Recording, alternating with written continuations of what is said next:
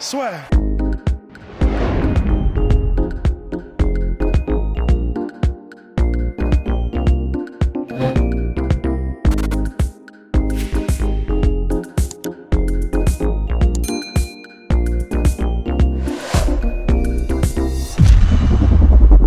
Bien, bonjour à toutes et à tous, bienvenue dans le podcast La Soir. Bonjour mon cher Polydomso, nous avons officiellement atteint les 45 000 abonnés sur YouTube. L'opération 50 G's bat son plein. Là, on a 2 semaines pour 5 000. C'est chaud C'est là. très chaud, c'est très chaud. C'est la dernière ligne droite. On vous prépare un truc pour le 19 décembre. Attention, soyez présents parce qu'il va y avoir des vidéos, va y avoir, selon toute vraisemblance, des lives. Donc n'hésitez pas à soutenir l'opération 50 G's. Petit pouce bleu, petit abonnement, ça fait toujours plaisir. Donc voilà.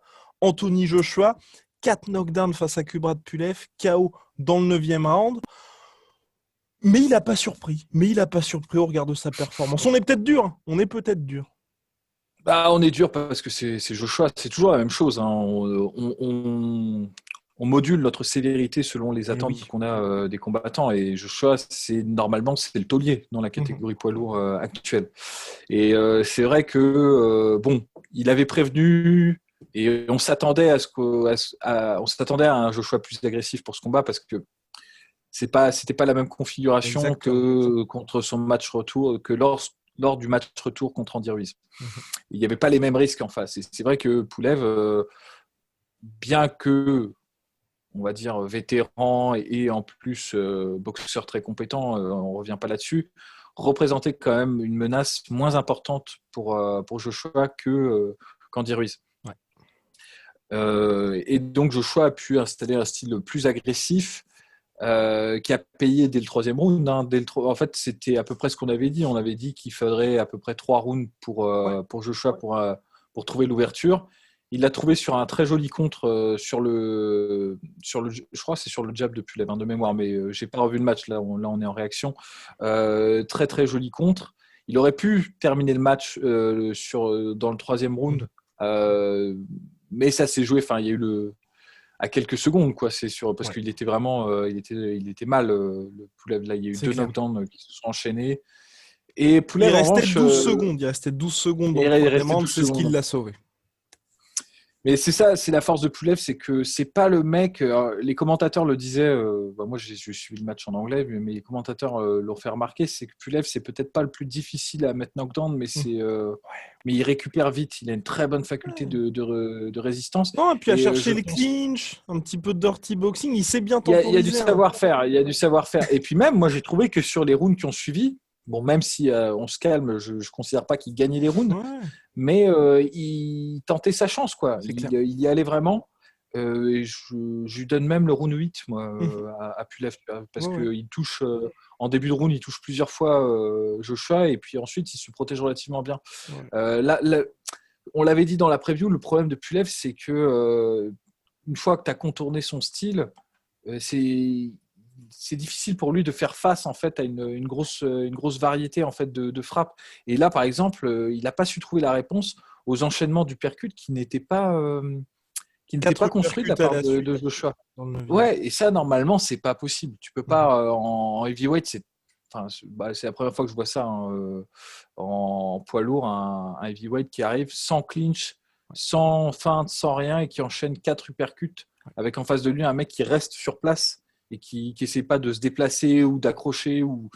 Après, pour le coup, c'est vrai qu'à la décharge de Pulev, chaque fois qu'il était durement touché, il sentait vraiment. Enfin, tu vois, il n'y avait pas du tout ce côté, à part justement à la fin du 3e où il a pu temporiser. Le reste du temps, c'est vrai que je trouvais qu'il marquait vraiment bien quand même. Dès qu'il y avait des impacts, tu vois, tu sentais qu'il était pas chancelant, mais il y avait plus grand monde. Ouais, non, c'est clair. Mais ça, c'est la force de Joshua. Il a quand même un des arsenals offensifs les plus variés, les plus complets actuels, et il cogne super dur, quoi. Il cogne super dur. Et Pulev, franchement, ne s'est pas déshonoré dans ce combat. Je trouve que il s'en est bien sorti. Moi, je m'attendais à une performance un peu plus, on va dire un peu plus dure pour Pulev. Mais ça a été une question de temps pour Joshua pour contourner l'espèce de garde en fait de Pulev et pour installer en fait ses coups les plus durs.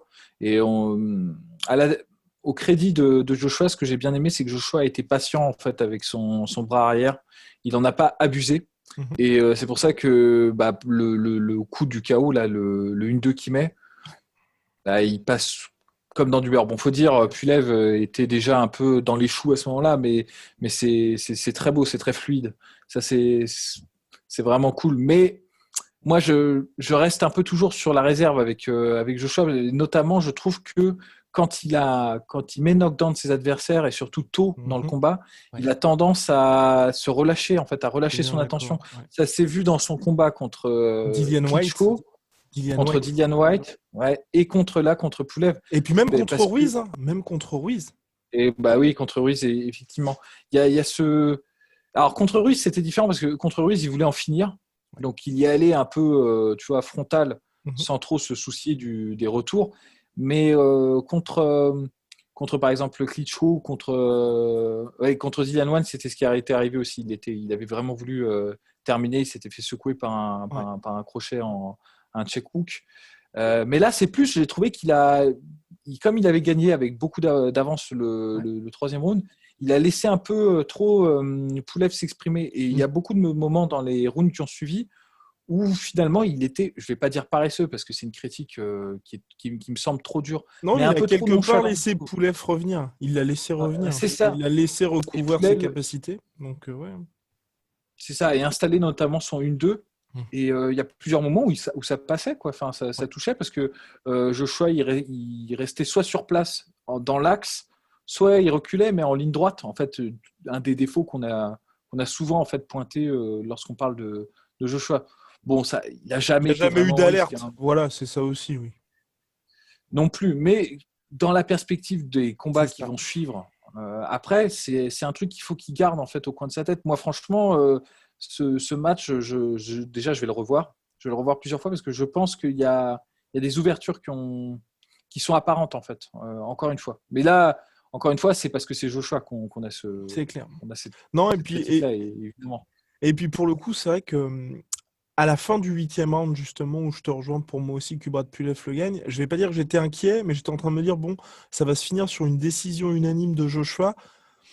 C'est pas.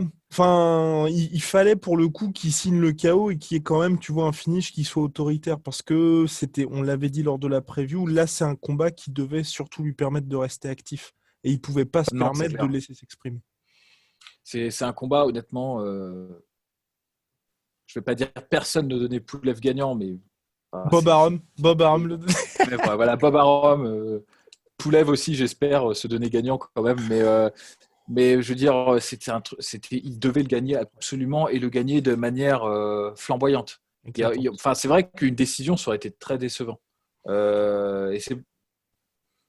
Et c'est pour ça, moi, bon, à titre personnel, ce qui m'a un peu agacé aussi, parce qu'on a vu l'interview du coup qui a suivi et les réactions, on va dire, derrière. Et je sais pas, j'avais un peu de mal à me sentir galvanisé, tu vois, par la suite, parce que même lui, il est fatigant avec ça. Enfin, tu vois, dire allez, on fait Tyson Fury. Là, c'est quand même triste de se dire heureusement que tu as Eddie Hearn qui est à côté pour dire il faut qu'on fasse ce combat-là. Là, maintenant, on accélère parce que tu as Usyk, tu as Tyson Fury.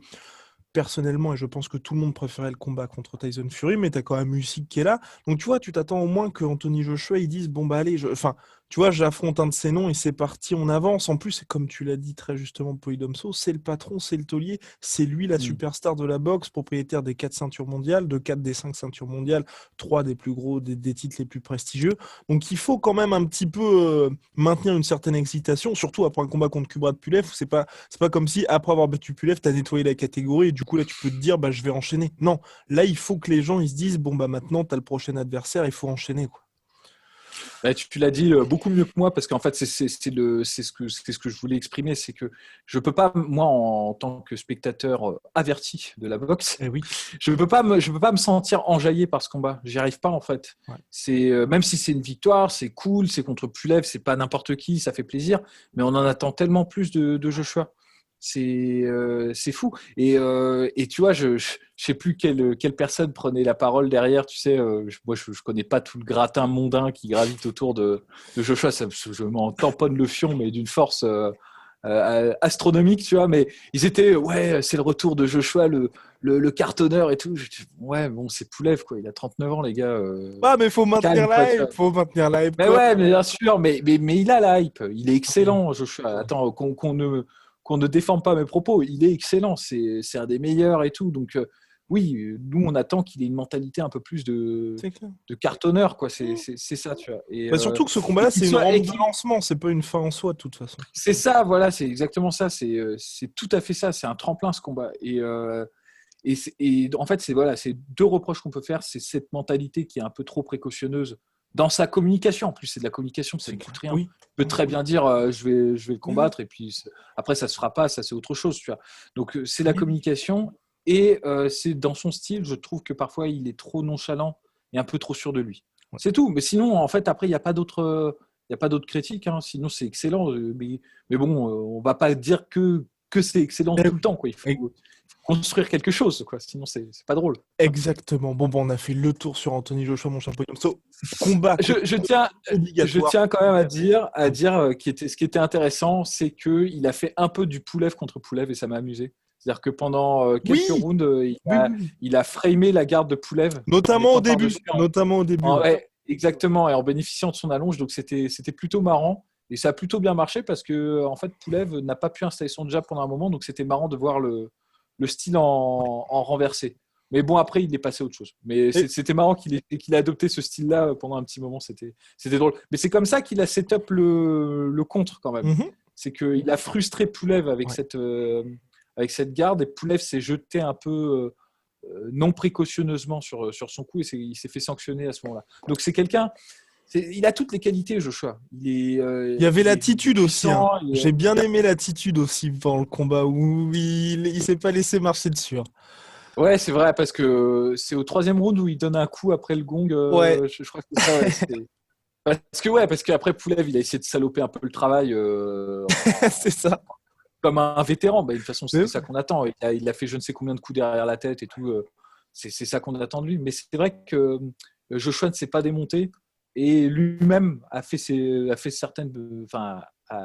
un peu de vice, tu vois, pour répondre et pour pas laisser cet avantage-là à Pulev. Donc c'était vraiment bien.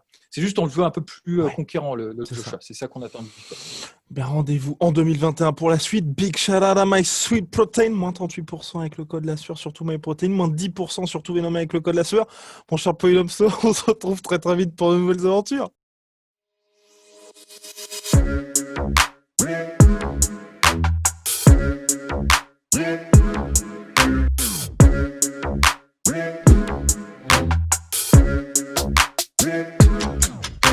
I'm fucking coming for you!